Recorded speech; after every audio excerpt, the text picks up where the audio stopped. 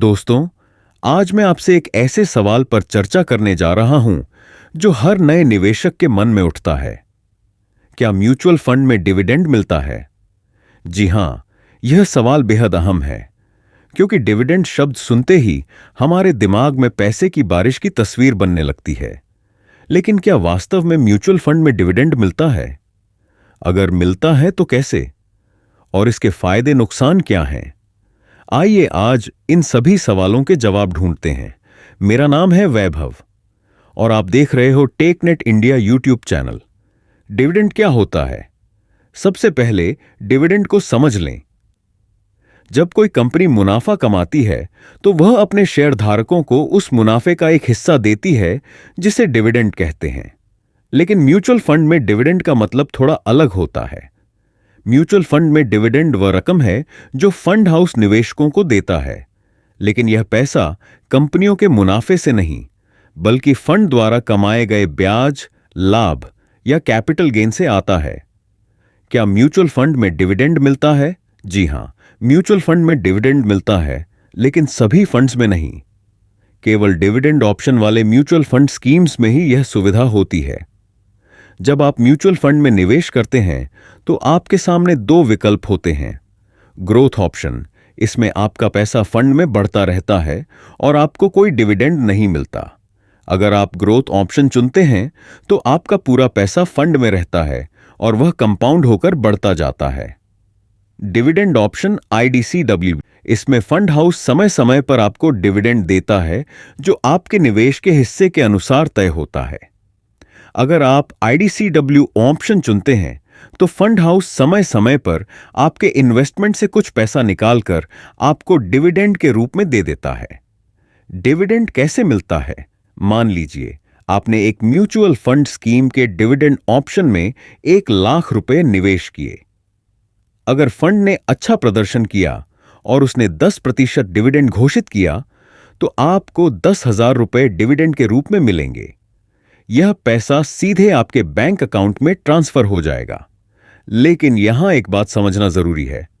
Dividend आपके निवेश का हिस्सा होता है, यानी यह फ्री मनी नहीं है। जब फंड आपको डिविडेंड देता है तो फंड का नेट एसेट वैल्यू उसी अनुपात में घट जाता है।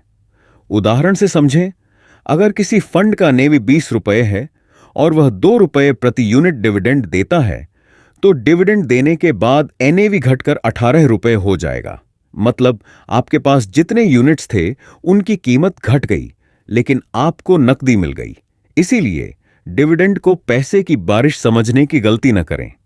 डिविडेंड के फायदे: नियमित आय, रिटायरमेंट के बाद या महीने के खर्चों के लिए डिविडेंड एक अच्छा स्रोत हो सकता है। लचीलापन, आप डिविडेंड को या तो खर्च कर सकते हैं या दूसरे निवेश में लगा सकते हैं। डिविडेंड के नुकसान: NAV में कमी, डिविडेंड मिलने के बाद फंड का NAV गिर जाता है, जिससे आपके निवेश की वैल्यू कम हो जाती है। टैक्स का बोझ, डिविडेंड इनकम पर आपको टैक्स देना पड़ता है, जो आपकी नेट कमाई को कम कर देता है। क्या डिविडेंड ऑप्शन बेहतर है? यह आपके फाइनेंशियल गोल्स पर निर्भर करता है। अगर आपको नियमित आय चाहिए तो डिविडेंड ऑप्शन अच्छा है। अगर आप लंबे समय के लिए निवेश कर रहे हैं तो ग्रोथ ऑप्शन बेहतर है, क्योंकि इसमें आपका पैसा कंपाउंडिंग के जरिए तेजी से बढ़ता है।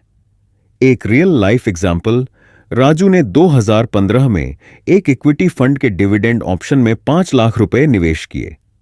फंड ने हर साल 8 से 10% डिविडेंड दिया। 5 साल बाद राजू को कुल 50,000 रुपए डिविडेंड मिले, लेकिन फंड का NAV भी घट गया। वहीं अगर राजू ने ग्रोथ ऑप्शन चुना होता तो उसका निवेश 12 लाख रुपए तक पहुंच जाता। दोस्तों, म्यूचुअल फंड में डिविडेंड मिलता है, लेकिन यह एक छलावा भी हो सकता है। डिविडेंड ऑप्शन तभी चुनें जब आपको तात्कालिक नकदी की जरूरत हो, वरना लंबी दौड़ के लिए ग्रोथ ऑप्शन हमेशा बेहतर है। याद रखिए, म्यूचुअल फंड में निवेश का मकसद पैसा बनाना है, न कि उसे टुकड़ों में वापस लेना। तो आइए आज ही यह संकल्प लें कि हम डिविडेंड के चक्कर में न पड़ें, बल्कि अपने निवेश को समझदारी से बढ़ाएं, क्योंकि सही निवेश ही समृद्धि की चाबी है। हमने वीडियो के डिस्क्रिप्शन में ज़ीरोधा में म्यूचुअल फंड अकाउंट खोलने का लिंक दिया है, वहां से आप म्यूचुअल फंड या डीमैट अकाउंट खोल सकते हैं। यह निवेश की सलाह नहीं है। शेयर बाजार में निवेश जोखिमों के अधीन है। निवेश करने से पहले किसी एडवाइजर की सलाह जरूर लें। अगर आपको यह जानकारी काम की लगी हो तो लाइक और शेयर जरूर करें। और अगर आप ऐसे ही और वीडियोस देखना चाहते हैं तो हमारे चैनल को सब्सक्राइब करना ना भूलें।